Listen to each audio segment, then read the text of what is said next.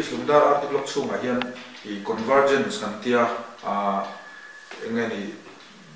department pakhat mai lo pahni pathum han tho ho na am chi hi lo tling tling kan kalpuya hemi RD scheme noya hian abikin PMKSY to ma IWMP kan ti thin le MGNRG hi lo tling takin kanin convert cha kanin kan thok tlang a lo tin nei kan block chunga hin atam khop mai WRC han ti te samati la tele hemi engani roadside plantation ate le thil dang dang hian a lo tin na kan huwa tin agriculture te horticulture department te ren po hian kanin thunjom thakop mai na kan thok tlang na sa a lo tin na hi point min pen sa khop mai tin chuba ka hei ke ni block big a phechon KVK te ne na sa takin kan thok tlang a hei point kan block pu em bokani cái lal phật zua là vial cái này leng lại say là vial tu cái này ni zain lo na kan ti mai MGNREGS mang hian leng khua le say là cái vial chunga na na sa tak kan thoka ai apikin mimal farm dry terrace sang thang kan lai tin ser thum jing khua nei tam khua kan niangin an ser thum lo chin to sa te abi lei thakhol na turin na bilai zol te half moon terrace na sa tak kan ti boka tin hi ta kan tuilak isungdar kong chung kan tuilak na ra te hian lei thakhur tuina in recharge na tu khur tam tak kan lai boka tin sangadil chung ko rang tan kan lai sak boka ni kuma kan lai no la kumin hi chuan sanga thar po ei tu kan nei teu kan bei sei to tin hei kan kholaya bollo bom metar som thum dan vela bollo bom changkang tak mai kan siama astan hi ni jain hlona tanga kan siam bok ani hei thelai kan hnunga hian community water tank lu lệ môi đắng đái tặc mấy kan video ina min du sak nate kan PD lệ học phăng phăng kan pu te la mina min du sak na zara tu khu tha le ro ring tak mấy kan nei thaya kan lom khop mấy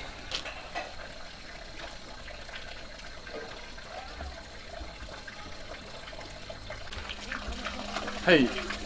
kan huang hian Mahatma Gandhi National Rural Employment Guarantee Act changa na thori acha em to maya hian an thona huna kan na ming te sum man tu te ruwa manza tu na po pa som za sang si noi som ani a heng zo noi som mas siam ani a na chan ni na zo ni ten mi sing tha sen za te ten ate khong za teng ki na len zong te ba gun te ha mi pum pui area te tin ni khat lo za skill one in cheng zali som the skill to in cheng som sari unskill in cheng zani som sari tu te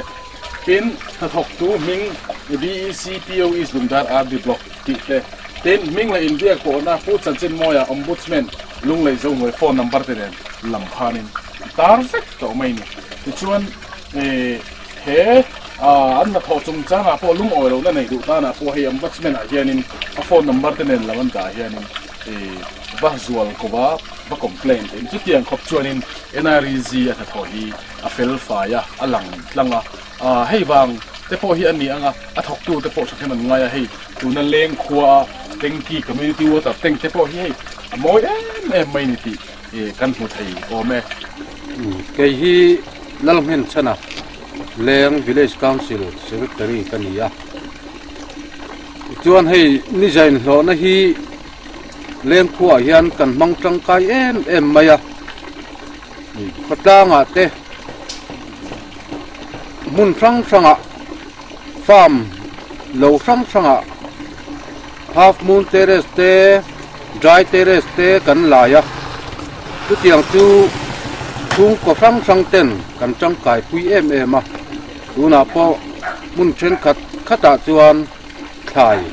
kan chinga chung te chu athar te po kan mu to tin half moon terrace hi ser hian angeya leng khua hi ser tin na mun pui chung ko za som riat chuang khet kan nia chung jinga chuan chung ko za somruk atanga somsarin kar hian ser huan kan leya chung ang ser huan nei te chu half moon terrace kan lei sak thina adu le mamo te tan chu ser hian ang em a ni zain lo na hi chu tiang mang te chuan kan thok thina kan hlok pui em a ti chuan mun sang a hian terrace te tiang chuan kan lai boka tin leile ta te po leile siam theilo te tui kong kan siam saka tui kong har sat na wang siam theilo te tui kong te po kan siam saka chu tiang chuan ni zain hlo na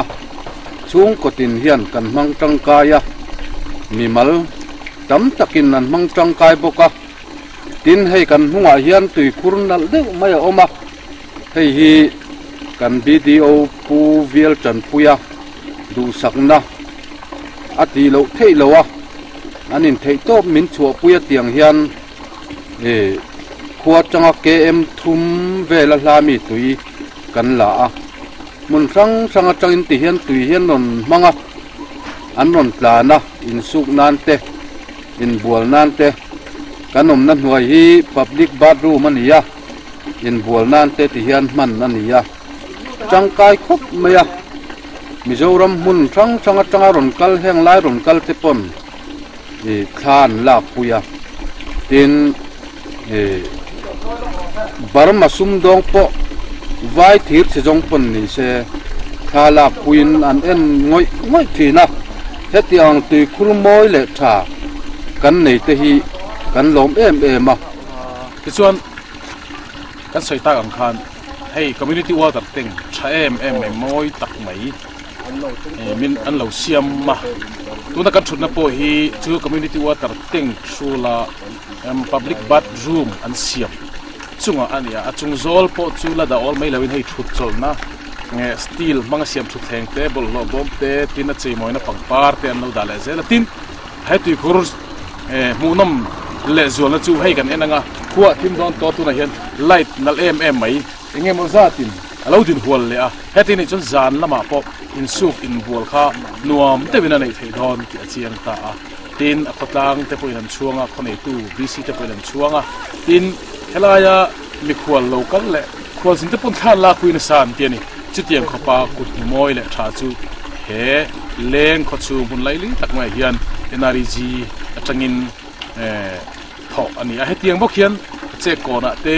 kholai lunga te tini sungdara lal rungi tui kan ti sungdar lu dona te pokhan chitiang anga tui khurmoi te chu an siam thua mai ni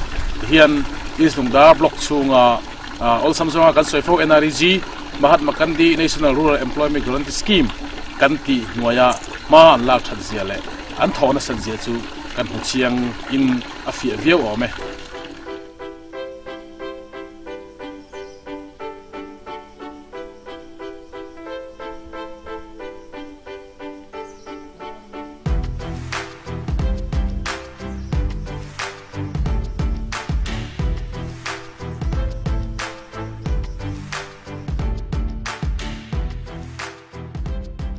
tuna kanam na hi lungkol kholu don lang chip lungpui lian pui mai omna nimpo to theilo kol vul rang mai nia chuwang chuan akianga khuwa po hi lungkol khuwa ti phua phani elai lungkol chan lungpui nuam de chunga tuna hian kan thu me gani ke hi zf lal ni thanga mgnrga vlaa lungkol bial tu kania hey mgnrga ni zain hona kan ti mai hi kun engma chana tangkhan kum som don chuan local puita lungkol khotla nga po hian na chi sang kan thok thina kan na tho zong te soi se na ni lowa sarkar le central lampang sarkar ndu danangin kan na a hian land development te rural connectivity te forestation kan tiang chi te hi chi sang kan han thok thina tun hnaya kan tho langsa de wa chuan khulai ramakwan lungkol ram tha zet mai pachanga zol ram a oma chumi chhun tur chuan pachanga zol rot te kanan lai a phase 3 tunan kan kalpui meka sang ni som project som pakuatan phase 4 kan thun le meka tin helai not lungkol le not bangla phai in kar ko hian thing kan phuna cher hun le lungkol in kar ko thing kan phuna lian to view boka tin land development noya dry terrace te half moon terrace te kan tia tin huan nei tu te tan farm pond kan han sim sak boka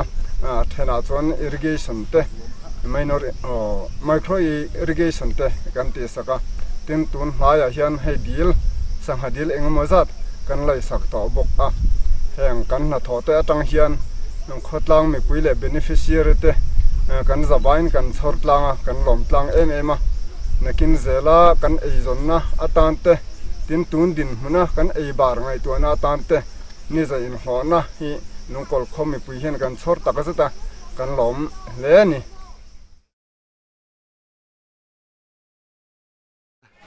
vanal dikakania nungkol VC a hian treasurer ko ma tuan VEC min ni zain ho kan kol tu a hian treasurer kan ni boka hei ni zain ho hi ati te tangan ni khotlang pitan kan hong tang kai le me a tuna po ati lampang a chuanin public work lampang kan thok sa tunan chuanin i private an malai kan thok deuh tlang pe right terrace kan la ya half moon te yang kon tun ten te kan siam na sa mi pu te pon tunga yan tam tak chuan kan right terrace la atang ve thai tam tak ai bi in ti te ji klum ti te po an thana sa to tin half moon te po share hun te ti han kan lai sa so thak le share tu na te po tam tak tak ai share te pon thar pha kan lom khop me tin chunga te po sai den te kan siam ti ani tin tu khurta material component mang te pon kan hunai pakhat chu kan thok le to kan lom khop me am pui pon tu chiang him ama tu khurka ti kan lu top deuh thin te kha tuna chuan tu chiang him tha kan in thei to a kan lom khop tin i ling road kan lei te po he tuna chuan sele si da pachang zol kong te po tin atlang to ta hian ni i khai thar eng te po tu chuan ol sam zo te kan nei kha hei te pon tu te pon kan chora hei ni zain ho na nan ti nu a hian ni har sa te khatiang i mai chia le ong tar chak lo te pon in ho na le khati han i tu te reson tu te pon nei pha ve kan lo ba khotlang tu te pon a kan chor tang kai kan khoi a choron support tak kan ni dan ringa tuna hian hei sanghadil te po lai har sa tam tak tar chak lo ram nei sa thi te po an lai saka hian ni sanghadil tha tak tak te po yan nei lul ta lung ko lain tuna po hian sanghadil hi mi som chuang chu kan lai sak to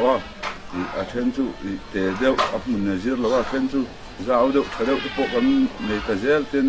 ami tam taki ni zen ho na wang hian huan thai het le kha pianga ei zon na ol sam tha ha kan nei pha a kan lom kan chot tang kai hle ni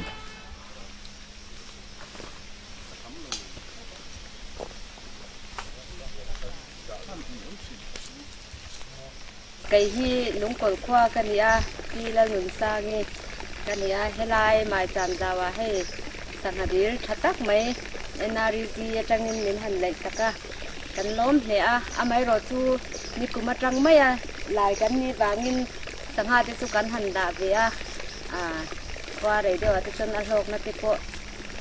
bu thai kan in be se a kan lom tak zet ni hay thaza lai mai min sen saka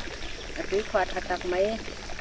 mình chỉ saka ăn chung kan lom tak zet zeta hun local zel tura ko chung kwa in tang kai taka kan man kan in jing lom tu kan sai tak meu meu ani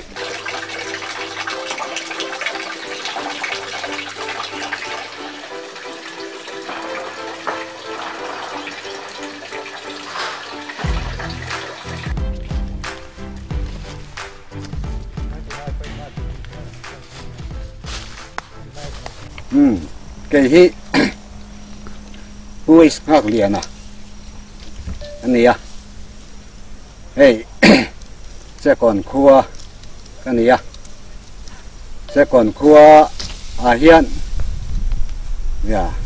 cùng sòm thum đón mất mấy cái lom về to ra Sarkar malang na in ele barzon na te rang ram lo nei in te kan han mang ve thi na ta chuan kan sarkar malak na in tiang hian ma te kan han la chho ve a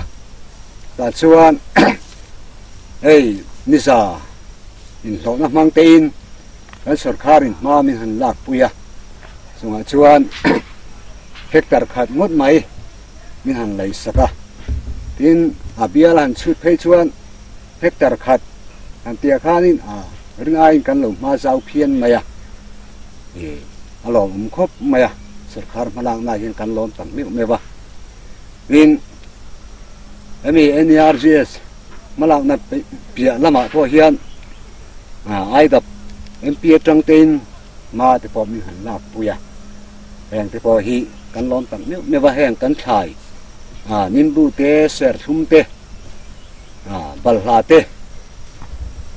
thil dang dang te po kan ti ve nuala heng te po hi sarkar malak puina zara kan han ti ve ami ya ei karama hian ya nimbu hi kung sang khan le zan ni vel kan phun ve to tin ara thei hi nimbu hi kung sang khat bor vel ni kan han ria ni ser thum hi kung za bor vel ra thei kan ne ya kung zan ni bor vel ra thei lo kan nei boka chu chu kan thai kunga chuanin ania yang kha sarkar malang nain kan han ti chho ve nia alom tak meu meu sarkar chunga po kan lom tak meu meu ani te kha lom thu an soi ni chu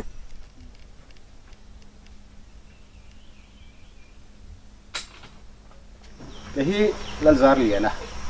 English level administrative assistant BLA che kon BL2 kani chuan kabial chung che kona hianin konghrang hrangin MGNREGS wa hian ma tira tuna ka rin na po hi MGNREGS doya public bathroom le khur an siam na mun ani chuan NREGS doya hian rural connectivity te agriculture link road land road ite kan siam nuala tin chumi pelama land development hi sarkarin aron ngai poimo thar awang hianin adam zo ki land development a hian kan puya half moon terrace te tin dry terrace te pitch te ting chuan contour trains te MGNREGS ni hianin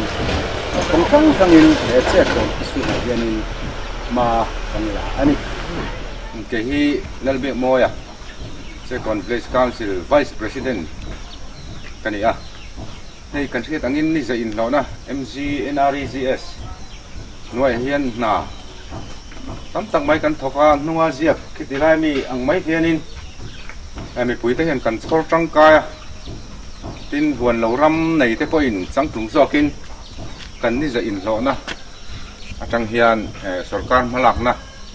azara lok na tam tak me puiten kan huwa kan lom le tiang chuan mi maltin ina na kan nei don reng hian mi pui kal khom gram saba in kan rel thina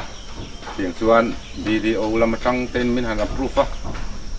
tiang angan ni za in hona noya na kan thodona gram saba ina kan rel thu kong hi phak ang tokin VC ta hian kan han VEC ta hian kan han bo zuya ta chuan kan VLA te min fin chona zara te le min puina zara te kong eng kima luang tak le thatakin ma kan na the kan lom le ma son na ro pui tak nin kan ria sarkar chunga hian kan lom tak cheka tin hei tuna pom na hi tui khur che kon ti ni MGNREGS satanga siam ni in hi poi mi puin kan thor tang kai khop mai tin hetilai kan milim siam teng te le kan tui khur pian mang rim te khol jin te po hian than la na sa em Facebook a teng te po tam takan po sa kan lom le hei che kon khotreu te mizoram khua jinga khotreu te berpol jinga mi min tilar tu ni pahil kapin helai ni zatui khur kan ti hian min thut ti ra kan lom hle a heng teng te hi kan ho tu te kan video te malak na zara sarkar malak na zara kan ne ania khatlangin chunga lom thu kan sei tak zeta tin hetilaya kan tui khur hi hi in tur bi atana siam ania hek chu mai thei ania heta tanghen water flow local vela hi ta hian uttepo hansil em chu za thak dewani maya amaro chu insuk bor na turania insil bor na turania ina ta na ro chun hi chu ruam mana ni lova ina ta tak chun headline teng ki te mi hi intur ania thiang lim le a tin chu tiang chuan hei kan hnung lama mi hi helam pang hi mei bathroom ni in along nai jok hi mei chia in buala turania a pia ta jok hi mi pa in buala turata na ruam man ania tiang hian hetilai kan tui khur din mun hi lama chuan changtlung ve tak ni in cái này chế còn vi si thế lại khót lang thế bộ hiền cần chuông về lẽ cần lóm lẽ này hay hi chế còn khót chuông hôn lốn lái tắc mày ni giờ in lo na NRGS kan tia changa khur siam chu ne hay tui khur ani ba ka heta hian tui in tur ta na oma tin hela hian in bual na room ni oma ti chuan hela hi mun ram changa mangin NRGS noya thil poi mo enge mo zat anan ta lang pu khan chia nga ni se in lo na noya ni tin da ka re na thau tu ni ti te king tang mi te chuan cham lova min siam tu ni ti te he dan noya hian in lo na adil thai ni ti te au ma tin noya la hian in MGNRG hian gender equality a thlen atia mi pa le mi chia thia sang chuang lo ti na lo ni a tin na thau tu dil nan le zop ka dil nan sum se na ngai lo huan ram nei lo ten na thau tu an ne ya huan ram nei ten lo zo kun an thak chok thung te in zia ka khan mun moi tak tui khut thata ka ni ba khan NRG in shilshian rem changa an la mang le zela aming po hi han en reng reng ila hi ni za tui khur che ko ani hi chuang le a amoi po amoi Mizoram tui khur moi ber pol a king hialo me